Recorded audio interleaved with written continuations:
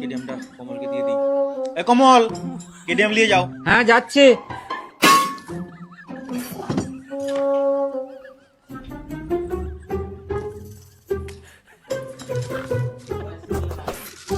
Wait দেখে দাও, 4,890। হ্যাঁ, সাথে দাও। কেডিএমটা কি এত পাতলা করেছে?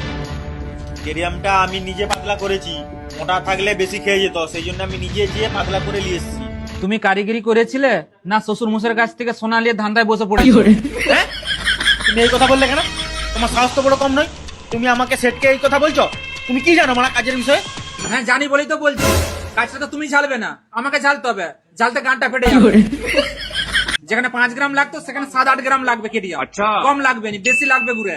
কাজের কিছু জেনে মনো নি, শ্বশুর মশাইয়ের কাছে সোনা নিয়ে ধান্দা বসে পড়েছো, বড় বড় কথা বলছি আবার। ছাড়, এই জন্যই শ্বশুর মশাইকে বলেছিলাম মানা যে আগে 2 মাস কারিগরি করি তারপরে ধান্দায় বুঝবো, তাহলে তো এই বালগুলো টেরা টেরা কথাগুলো শুনতে হতো।